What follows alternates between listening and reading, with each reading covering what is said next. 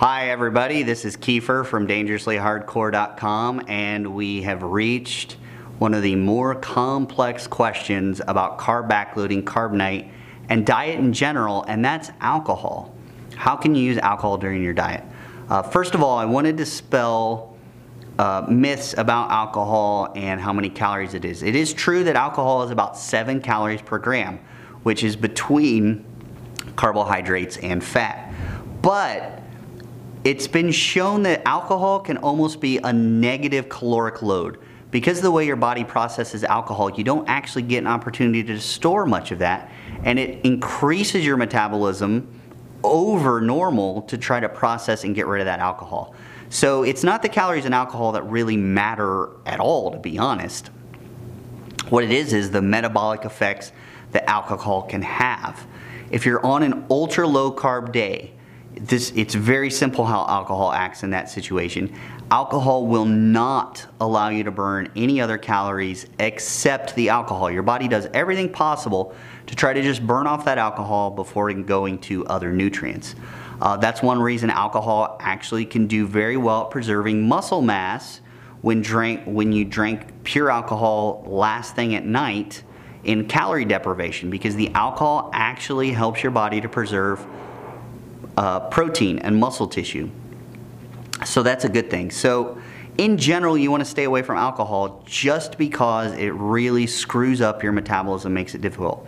There are ways to work around that. If you're going to have alcohol, you want to use as pure of an alcohol as possible. Tequila, Everclear, if you can actually stomach it, vodka, things like that. Things that don't add extra macronutrients. They're just alcohol. Those things you can have within limits, 1 to 2 drinks on an ultra low carb day. You don't want to do that every night, obviously. And then on carb night, in general, you can pretty much drink what you want. I haven't seen that affect people's results too much, although it can cause them to be more dehydrated than normal the next day after carb night. So getting in plenty of fluids that morning will be very important if you decide to imbibe. My general rule of thumb is save it for 2 nights a month where you just really want to go out and drink with your friends and enjoy the evening, and then you don't really have to worry about it. I would just go all out at that point. Otherwise, that's really all the advice I have on alcohol.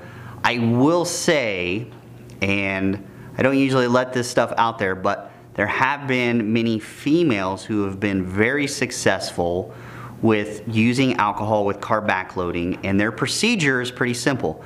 They train in the evening, then they have their post-workout shake, they have their dinner that has quite a few carbs, and then they will actually wait a couple hours and go out drinking with their friends. And they try to stay to the more pure alcohols like tequila and things like that. And up to 3 or 4 drinks, this actually works very, very well for fat loss for women. Not that I'm recommending that becomes your daily habit, but it has worked, and implementing alcohol that way with women has been somewhat effective, to be honest, and has helped them hold on to their muscle gains and their strength during the dieting process, particularly women who have trouble with fat on their thighs. I have no explanation for why that is, but it happens, so I thought I should tell everybody about it. All right, that's another tip from DangerouslyHardcore.com.